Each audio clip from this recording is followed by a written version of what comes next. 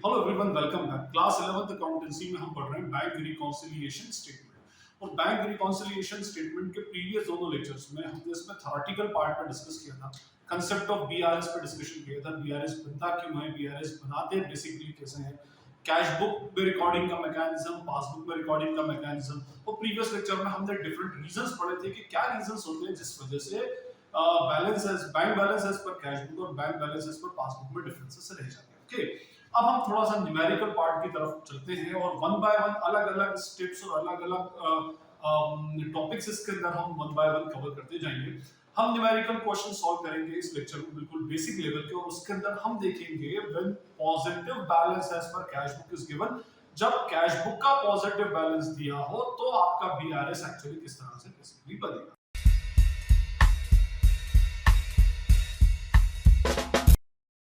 Previous lectures में मैं आपको एक्सप्लेन कर चुका हूं कि बैंक रिकॉन्सिलिएशन स्टेटमेंट अपने आप में एक स्टेटमेंट है, एक स्पेसिफिक पॉइंट ऑफ टाइम पर, एक खास वक्त पर बनता है। वो मंथ एंड भी हो सकता है, वीकेंड भी हो सकता है। वीकेंड में तो यूजुअली बनाते नहीं है, मंथ एंड होता है, क्वार्टर के एंड में हो सकता है, कैसे भी हो सकता है। बैंक रिकॉन्सिलिएशन स्टेटमेंट अपने आप में अकाउंटेंसी का पार्ट नहीं होता है, तो सिर्फ एक वेरिफिकेशन करने के लिए बेसिकली होता है, ताकि हमें मालूम पड़े कि बैंक बैलेंस इस पर कैश बुक और बैंक बैलेंस इस पर पासबुक में डिफरेंसेस क्या है। ओके, अब मैं आपको पहले इसका फॉर्मेट बताता हूं और इसके पीछे के कुछ बेसिक कांसेप्ट्स आपको बताऊंगा। देखिए, हमारा जो फॉर्मेट होता है, अब इसके मैं आपको एक बात और बता दूं इसमें कि भाई ये बैंक रिकॉन्सिलिएशन स्टेटमेंट के सॉल्यूशन की डिफरेंट स्टाइल्स होती हैं।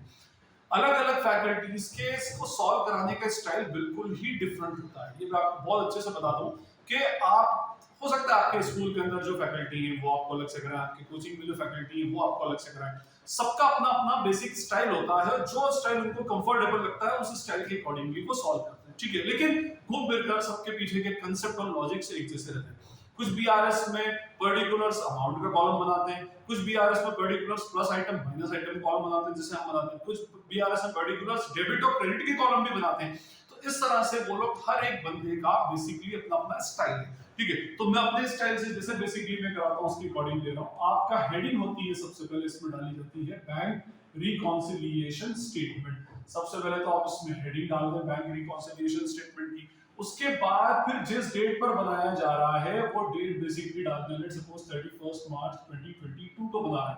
और उसके बाद इसके कॉलम्स होते हैं, ये जो कॉलम बनेंगे पर्टिकुलर्स प्लस आइटम और माइनस आइटम, ये हमारे अकॉर्डिंगली हम कॉलम बना रहे हैं। अच्छा, ये हमारा बनेगा पर्टिकुलर्स और इधर बनेगा प्लस आइटम्स और इधर बनेगा माइनस आइटम्स। मींस देखिए, अब ये प्लस आइटम माइनस आइटम के पीछे का लॉजिक क्या है ये मैं आपको एक्सप्लेन करता हूं। मैंने आपको फर्स्ट डे और फर्स्ट लेक्चर के अंदर भी इसको एक्सप्लेन किया था कि आपको कोई एक बैलेंस को लेना पड़ेगा और दूसरे बैलेंस तक पहुंचना पड़ेगा प्रैक्टिकली। जैसे प्रैक्टिकली क्या होता है कि आपका कैश बुक का एक स्पेसिफिक बैलेंस आ रहा है मान लो 25,000 और आपके पास पासबुक पड़ी है उसका बैलेंस आ रहा है 48,000।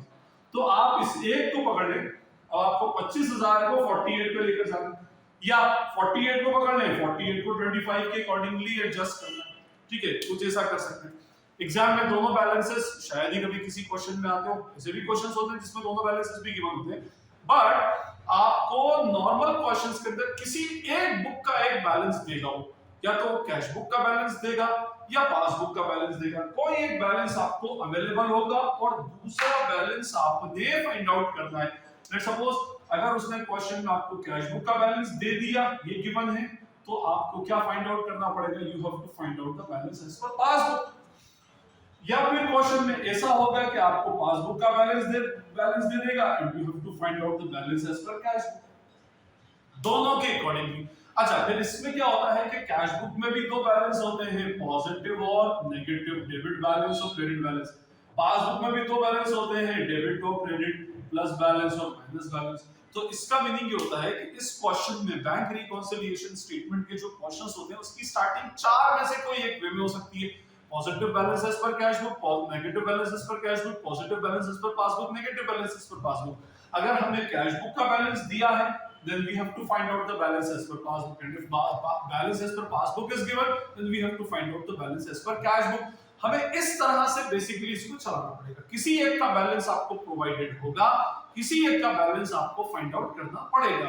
तो क्वेश्चन के अंदर अभी जो हम इनिशियल लेवल के क्वेश्चंस कर रहे हैं उसके अंदर होगा balance as per cash book, और वो भी पॉजिटिव बैलेंस। ओके, और ये जो हमारा फॉर्मेट है particulars plus item minus item, अब हम कोई भी एक बैलेंस उठाएंगे, लेट्स सपोज कैश बुक का बैलेंस उठा के यहां लिख लिया।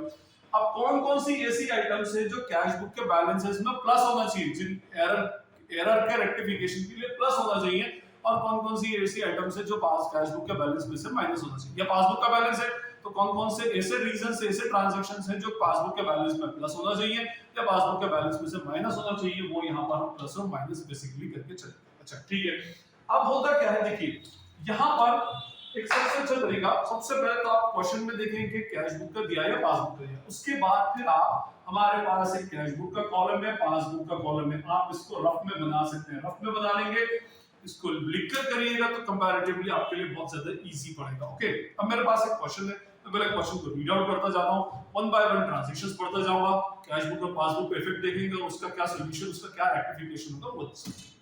From the following information, prepare a bank reconciliation statement showing the balance as per passbook as on 31st March 2022.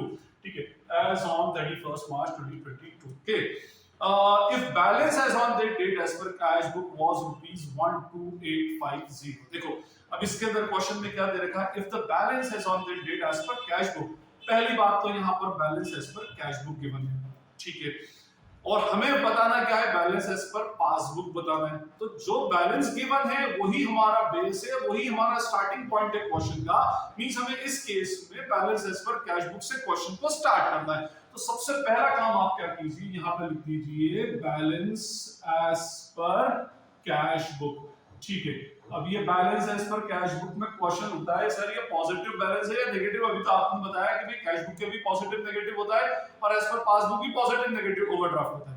If nothing is mentioned by default it will be considered as a positive balance, क्योंकि अगर negative होगा तो वो या तो credit balance mention करेगा या overdraft basically उसको मेंशन करेगा। एनीवे, अब अगर मेरा ये पॉजिटिव बैलेंस है तो मैं इसको प्लस आइटम में लिख दूंगा, बस सिर्फ ये यहां से ध्यान रखिएगा कि सबसे पहले जिस भी बुक का बैलेंस गिवन हो उस बुक का बैलेंस आप लिख दीजिए, ठीक है, और अगर पॉजिटिव है तो प्लस के कॉलम में लिख दीजिए, नेगेटिव है तो माइनस के कॉलम में बेसिकली लिख दीजिए। बस यहां से अब आपका क्वेश्चन बहुत इजीली स्टार्ट होगा।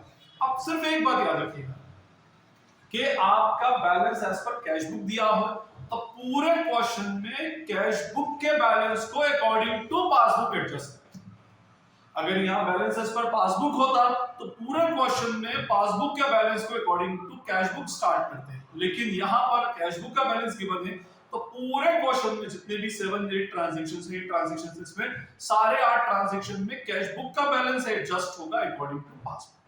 बस ये फंडा आप याद रखिएगा। ओके, पहली बात क्या, जिसका भी बैलेंस गिवन ऊपर लिख लो, उसके बाद अगर पॉजिटिव है तो पॉजिटिव में, ओवरड्राफ्ट है तो नेगेटिव में, फाइन, और जिसका भी बैलेंस दिया है अब उस बुक के बैलेंस को दूसरी बुक के बैलेंस के अकॉर्डिंगली एडजस्ट करना पड़ेगा। ओके, अब मैं वन बाय वन इसके ट्रांजैक्शंस पढ़ता जाऊंगा और ट्रांजैक्शन क्या इंपैक्ट कैश बुक और पासबुक पर क्या हो गया पहले ये देखेंगे और उसका कैसे रेक्टिफाई करना है, ठीक है। अच्छा, पूरे क्वेश्चन में हमें याद रखना है कि we have to adjust cash book according to passbook. Okay fine, इसने बोला है cheque issued by the proprietor but not yet presented for payment 8250, बिल्कुल बेसिक सा ट्रांजैक्शन है। चेक हमने इशू किया, जैसे ही इशू किया तो हमने हमारी कैश बुक के बैलेंस को माइनस कर दिया, क्योंकि ये हमारे पास है, हमने हमारे कैश बुक में किधर एंट्री कर दी होगी, क्रेडिट साइड में, मिस्टर राम को दिया तो by mister Ram 8250। Okay fine, not presented for payment, bank में अभी तक गया ही नहीं तो पासबुक का बैलेंस अब भी कितना है, पासबुक का बैलेंस जीरो, का मतलब ये है कि इस स्पेसिफिक ट्रांजैक्शन का इफेक्ट इसके ऊपर नहीं पड़ा, ठीक है। ये तो 8250 से माइनस हो गई और इसके ऊपर कोई इफेक्ट नहीं पड़ा तो मैंने इसको जीरो कर दिया। चलिए, ये तो जो ट्रांजैक्शन गिवन था उसका इफेक्ट मैंने बता दिया कैश बुक और पासबुक पे, कि मैं जब एक चेक इशू करता हूं तो कैश बुक में से बैलेंस माइनस कर देता हूं, लेकिन पासबुक में से क्यों माइनस नहीं होता, क्योंकि अभी तक वो बैंक में प्रेजेंट नहीं हुआ पेमेंट के लिए, तो पासबुक एज इट इज पड़ी रहती है। फाइन, अब मुझे इनको इक्वल करना है, इक्वल करने के लिए या तो -8250 को जीरो बनाओ या जीरो को -8250 बनाओ। किसको बता रहा है भाई, मैं आपको पहले ही बता चुका हूं, हमें पूरे क्वेश्चन में किसको एडजस्ट करना है, कैश बुक को अकॉर्डिंग टू पासबुक। मींस -8250 को 0 बनाना है, हमें तो पूरे इधर एडजस्टमेंट करना है। ये तो इफेक्ट था और अब ये हमारा एडजस्टमेंट मींस हम कैश बुक में +8250 कर देंगे तो -8250 +8250 विल बी 0, क्योंकि हमें कैश बुक के बैलेंस को एडजस्ट करना है अकॉर्डिंग टू पासबुक। मींस ये 8250 हमको ऐड करना पड़ेगा, क्योंकि 8250 रुपीस से के ट्रांजैक्शन लिखने से हमारे कैश बुक का बैलेंस कम हो गया था, अब बराबर करना है तो उसको क्या करो प्लस कर दो, और यहाँ पर उसका रीजन डाल देंगे add check issued but not presented for payment. हमने चेक इशू कर दिया लेकिन अभी तक पेमेंट के लिए प्रेजेंट बेसिकली नहीं हुआ, तो ये हमारा एक ट्रांजैक्शन हुआ बिल्कुल बेसिक। ओके जी, चलिए come to the second transaction, that is cheque deposited into bank but not yet collected by bank. Deposited into bank, हमारे पास चेक आया, जैसे ही हमारे पास चेक आया हमने हमारी कैश बुक को इंक्रीज कर दिया बाय ₹3600। ठीक है, अब हमने ये चेक बैंक भेजे, बैंक से ज्यादा से तो क्लियर होंगे नहीं, अभी टिल लास्ट डेट 31 मार्च तक ये क्लियर नहीं हुआ, मींस इस स्पेसिफिक ट्रांजैक्शन का इंपैक्ट पासबुक के ऊपर अभी नहीं पड़ा, कैश बुक तो प्लस हो गई, पासबुक में उसका इफेक्ट नहीं पड़ा। फाइन, तो अब क्या करेंगे, हमें इसको एडजस्ट करना है, तो 3600 को 0 बनाओ, 0 को 3600 बनाओ, बट ये मैं पहले ही बोल चुका हूं कि हम पूरे क्वेश्चन में कैश बुक को एडजस्ट करेंगे अकॉर्डिंग टू पासबुक, मींस +3600 को 0 बनाना है, तो क्या कर दे -3600 कर दे, मींस हमारी कैश बुक को 3600 से माइनस कर दे, या मैं ऐसा कहूं कि हमने एक चेक जो अभी तक क्लियर ही नहीं हुआ उसको डालकर हमारा कैश बुक का बैलेंस बढ़ा दिया, तो उसको कम कर दीजिए, तो यहां पर आ जाएगा लेस, और पूरा रीजन आप लिखते हैं check deposited but not cleared by bank. ठीक है, ये पूरा रीजन तो आप लोगों को सेंटेंस से ही आपको बेसिकली मिल जाएगा। फाइन, तो ये हमारे दो बेसिक ट्रांजैक्शंस हो गए। ओके, और ये सबसे ज्यादा रिपीटेडली आने वाले ट्रांजैक्शंस होते हैं। Now come to the transaction number 3, यहां बोला है service charges charged by bank 50 rupees.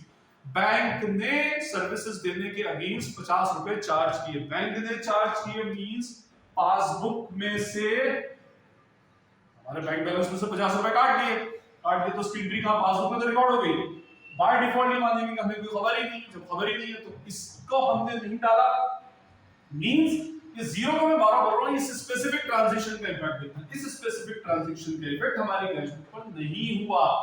Anyway ये तो उसका इंपैक्ट था, लेकिन हमें ट्रीटमेंट जो करना है वो कैश बुक पर ही करना है, कैश बुक को पासबुक के अकॉर्डिंग एडजस्ट करना है। ऐसा नहीं कि दोनों अभी इधर थे तो हमने इसके को एडजस्ट किया, अब ये है तो इसको एडजस्ट करेंगे, नो, हमें पूरे क्वेश्चन में कैश बुक के बैलेंस को पासबुक के अकॉर्डिंग एडजस्ट करना है। 0 को -50 बनाना है तो इधर से -50 करना पड़ेगा, -50 मींस 50 रुपीस, मींस हमारा बैंक बैलेंस तो कम हो गया, कैश बुक का बैलेंस कम नहीं किया, तो कर देते हैं less service charges charge by bank not recorded in cash book. अच्छा, ये हम कैश बुक में एंट्री नहीं कर रहे हैं, ये तो हम सिर्फ रीजंस ढूंढ रहे हैं उसके कि भाई ऐसा ऐसा बेसिकली हुआ होगा। ओके फाइन, कम कर देते हैं, मैं अगर ऐसा बोलता हूं तो उसका ये मीनिंग नहीं है कि हम कैश बुक में एंट्री कर रहे हैं, एक्चुअली ये बीआरएस से ये तो अलग ही बनता है, कैश बुक अपनी जगह पर पड़ी हुई है, ठीक है, वो तो हम बाद में एंट्री उसके अंदर डाल देंगे। Anyway come to transaction number 4, interest on bank deposit credited by bank, credited by bank, bank मैं बता चुका हूं, बैंक अगर कोई ट्री क्रेडिट करता है मींस हमारा बैंक बैलेंस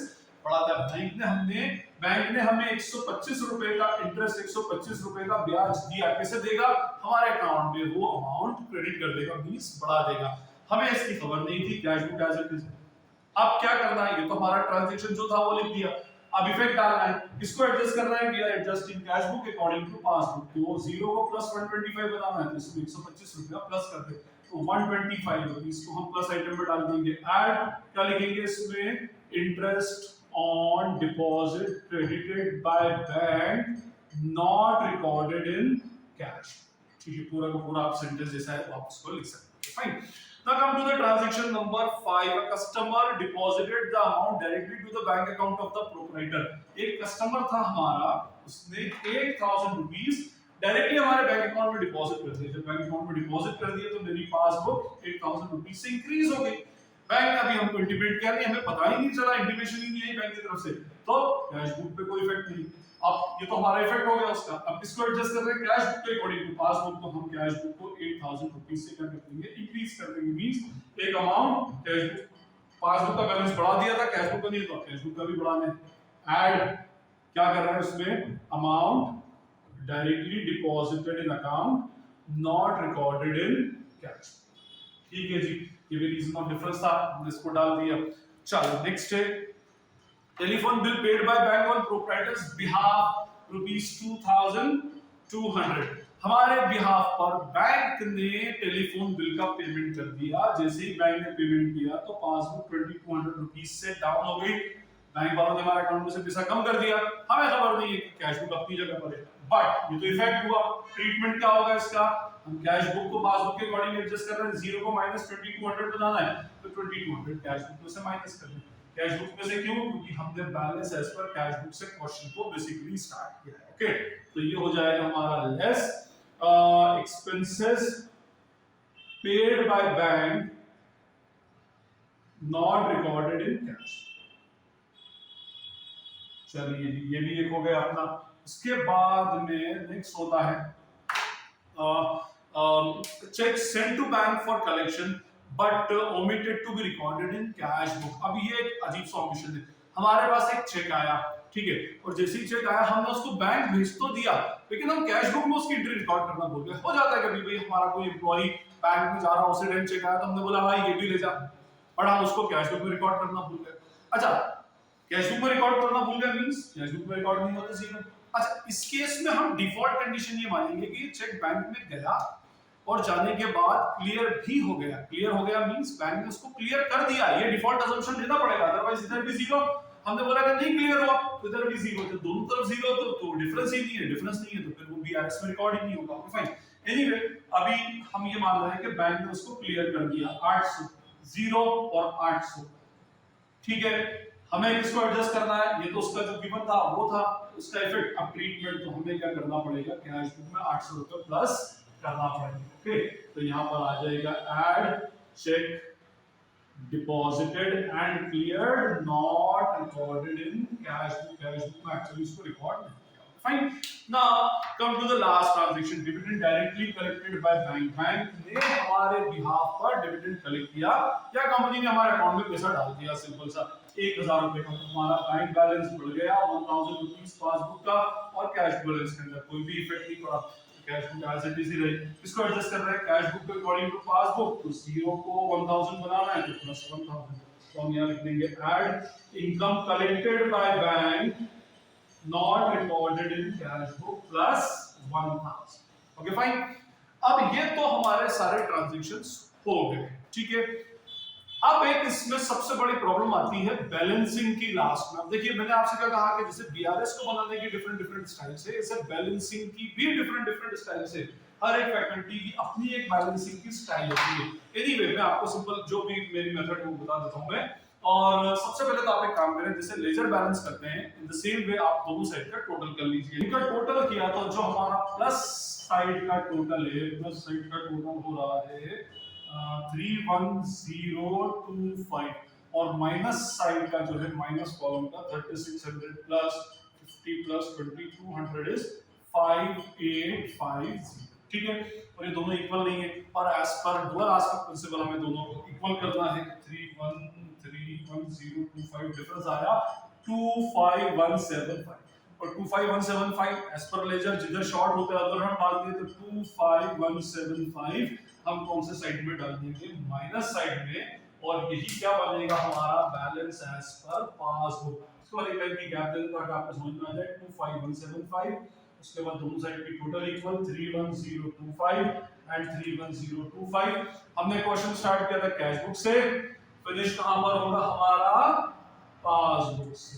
तो यहाँ पर हम लिखेंगे balance as per passbook. Balance as per passbook कितना है, उस डेट पर 25175 आपका बैलेंस एज पर पासबुक होना चाहिए, और इतना ही बैलेंस बेसिकली होगा। ओके, अब एक इसके अंदर मैं आपको टेक्निकल एस्पेक्ट बता देता हूं कि भाई मैंने जब क्वेश्चन स्टार्ट किया तो मैंने कहा था कि अगर कुछ भी, मैंने कहा था कि भाई कैश बुक का बैलेंस दिया, कैश बुक का बैलेंस रिकॉर्ड कर लो, कुछ भी मेंशन नहीं है तो बाय डिफॉल्ट प्लस माइनस का प्लस कंसीडर करके उसको प्लस साइड में डालकर उसको ट्रांजैक्शन हमने स्टार्ट कर दी। ओके, अब हमारे पास ये जो 25175 का जो ये बैलेंस आ रहा है, ये 2515775 का बैलेंस हमने माइनस आइटम में लिखा, तो इसका क्या मीनिंग होगा, क्या ये negative balance as per bank overdraft as per bank balance है? तो आंसर इज नो।